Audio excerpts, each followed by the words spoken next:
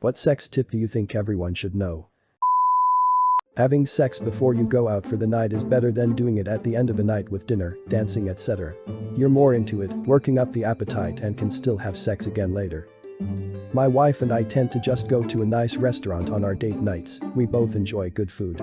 Having sex before we go lets us eat as much as we want to and then come home for the resulting food coma. And have sex when you want to have sex. Trying to wait to make it more fun seldom works out. I know a couple who decided to not have sex for 6 months leading to their wedding to make the wedding night special. The bride ended up having both her period and diarrhea on the wedding night. Take your time and learn what your partner likes. Don't be embarrassed to talk with them about their likes dislikes, and also don't make them feel like shit if they have a kink you don't like. Go pee afterwards. UTIs are freaking painful. Don't rely entirely on the pull-out game. Use protection. I told a friend this very thing 2 weeks before he got someone pregnant. Upvote. Edit. The guy was 16 and the girl 13. Can't get much worse than that. So it is also important for kids to know about this stuff. The hole is lower, don't stick it in mid-pussy. But not that far down at the bottom, because then you're trying to stick it in between the bum and vagina, and that's not going to help anyone. 1. Dicks don't bend when hard.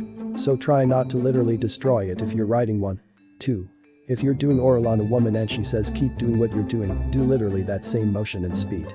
Don't speed up to try to make her come faster. That isn't how it works. 3. If you're doing oral on a guy, and I find this mostly in the case of women on men, and once he comes, dicks become ridiculously sensitive. Unless he says he's into that, chill on it for a minute. 4. Nipple play cannot be overlooked. Nipples are extremely sensitive and very fun to mess around with. It can really get your partner going, and even some guys are into it too. Of course, these are all dependent on each individual, but I wouldn't be surprised if these applied to a lot of people. Edit. Guys, there's a reason I put the last paragraph in there. I understand that these are not universal, but they are definitely not as talked about topics when it comes to sex. If you love getting your dick sucked immediately after coming and having that non-stop tickling sensation, by all means go for it. Adding a number 5 though, don't forget to talk to your partner in bed. Don't be afraid to ask what they like or don't like, and don't be afraid to say that you're not comfortable with something. Sex is a two-way, or more depending on how kinky you are, deal. It should be fun for all parties involved. Make sure you're using the right hole. Please, no more nose jobs. Women. Sometimes guys can't perform. They have no idea why, probably some experts can tell you, but he isn't an expert. You can help by being understanding and comforting. And be willing to delay the action. He'll be more likely to be ready in the morning if he can't do it that night. Obvious throwaway for this one. However, even as a guy this took me a while to get over and to even understand. When I was in my younger 20s I had some performance anxiety that my ex made me feel awful about, which of course only worsened things. I'd profusely apologize, feel like something was wrong with me, and then always be fearful during sex that I wouldn't be able to perform. Ultimately it caused ripple effects in future relationships and would make me extremely fearful about sex.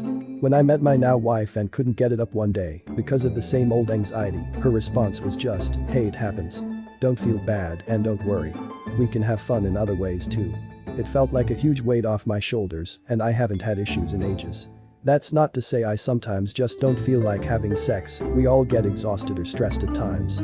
Guys, if you're ever in a similar situation, just talk to your partner or walk away if they are making you feel worse. Like Hop mentioned, it is normal to not always be able to get it up. You aren't a machine, and there is, likely, nothing wrong with you. Of course, if you have concerns, talk to your doctor, they're also there to help, and there should be no shameful feelings around this. A bit counterintuitive, but don't be too unselfish. Many of us out here mainly draw satisfaction from how much our partner is enjoying themselves. Even if you do something that's mainly for you, that's still hot as hell. And on the other side of the coin, being with someone who only cares about your pleasure can quickly get exhausting. Go get yours. Plus it's attractive for you to see them having a good time too. As a woman, amen. It makes me feel like shit and turns me off when I found out a guy is doing something he's not into at all or actively dislikes because he thinks I'd like it. Huge reason why I have a love-hate relationship with oral. Always have lube just in case. I always have to use lube, and it's amazing the amount of men that have gotten offended. Like, sorry guy, it's not you, I legit don't produce my own. Get over yourself lol. Big dick does not mean good dick. Just because your dick's smaller than what you see on Pornhub doesn't mean it's not going to be great sex. Just listen to your partner, learn their sounds, their desires. Seriously, had sex with a guy that was massive and was in agony. My boyfriend is like half the size and it is the best sex. Edit. My most upvoted comment is about my boyfriend's dick, thanks Reddit. Do not let your boyfriend read this, he'll only see the first half of that last sentence. Ask what your partner likes. Don't assume what works on one, works on another. Ask even though you think it's weird. You'll learn what your partner likes, and you'll probably get over the perceived weirdness pretty quickly. If you are with the same person over a stint of time, you won't have to ask, you'll know, and it's smoothing sailing. Just ask. Either before things are hot and heavy, or during. If partner doesn't ask, tell them. Just simply be like, hey, I like it if you would kiss my neck. Or if you get behind me and slam into my body, I will squirt everywhere and we'll need to change sheets, but it'll be worth your while. Just ask. Prop a pillow underneath her hips, or even go at it standing up while she lays on the bed. Working for a slightly upward thrust trajectory to hit some of those hard to reach spots. Don't squeeze the balls too hard unless they ask you to. I remember hooking up with this one girl and we were making out on my bed while she was giving me a hand job. Then her other hand goes for my balls and I'm thinking she's going to massage them. For some reason she grabs on them with a deep grip that almost made me fall off the bed in pain. I guess someone she was with really liked that, but I definitely did not. This has to be the most common problem for me. Every girl I've known that gets really into giving head, bless their souls, sucks on my balls like she's trying to vacuum them out of my goddamn nutsack. You have to preheat the oven before you make cookies. Always oil your pan before placing your cookie batter. Go easy on clits. It's not a button on your PlayStation. 1000x this. Don't just fucking start mashing it, it's annoying. Start with a light touch. The clit is a joystick, not a button, and your character needs to sneak over a narrow bridge. Foreplay is the main course. Sex is the dessert. I love this. We need to take time with our partners and really connect. The brain is the largest sex organ. Men, your penis is not a magical orgasm-giving device. Women need direct clitoral stimulation. So much this I don't mind doing it myself, but every single guy so far when I explained has gone. Really? Most girls, including me, don't want hours of sex. 5 to 30 minutes is enough, not always 3 hours. Whether it is hard or soft always depends on the shape of the day. Asking helps. Don't have sex like what you see on porn.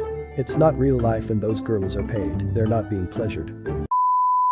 Consent is mandatory. And sexy. Ice play is probably a bad time, unless you use it sparingly. Electro-stim is also best applied sparingly. Hot wax feels amazing, but it's a mess to clean up and it flakes and crumbles off your body. Worth it. Also, always make sure to use body-safe hot wax candles. They have a lower melting point, so you don't wind up burning the ever-living heck out of your partner. Leopard print is sexy. Burning leopard print spots into your partner because you used the wrong candle like a dunce is not sexy. Do your prep work in advance, not afterward, when you're tired and sweaty. This means have fresh towels, have your cleanup supplies, etc., on hand and ready to go. Not down the hall and in the linen closet. Stretch in advance. Sex is cardio. Prep like it. Don't leave your submissive tied up for a long time. Don't leave your submissive unattended while tied up. Don't leave the freaking keys somewhere you can't easily get to then if you do get all locked up. You may need them quickly if there's an emergency. Velcro cuffs, like sport cuffs or bondage tape, which only sticks to itself, are both fantastic. Life happens whether we expect it or not. Keep some spare clothes or a robe nearby so you can toss it on if needed. The fire department probably won't be fazed by anything they see, but you probably don't want the neighbors talking about what you get up to in private. If you don't know how to do something safely, don't do it. Do your homework and your research when trying something new. Clip your fucking nails. And file them neatly. Your partner will not have much fun if your nails are sharp and tearing along sensitive places. If biting someone or nibbling on something, always curl your lower lip over your bottom teeth. This provides a cushion and lets you know how much pressure you're applying so you don't bite too hard and hurt them. This also prevents you from biting someone in surprise when a pet jumps onto the bed, for example. Don't be afraid to be creative sometimes. You can order almost anything you like on the internet and no one there cares what you're ordering, so feel free to try that weird-looking dildo with the enticing ridges, bumps, and scales. Use lube. Don't use a silicone-based lube with silicone toys. That is an expensive mistake that you will only make once. Use water-based lube instead. If you want to try something new, talk it out with your partner first. Consent is sexy. Being surprised with something a little too far beyond your comfort zone while mid-coitus is not. Establish a safe word and use it.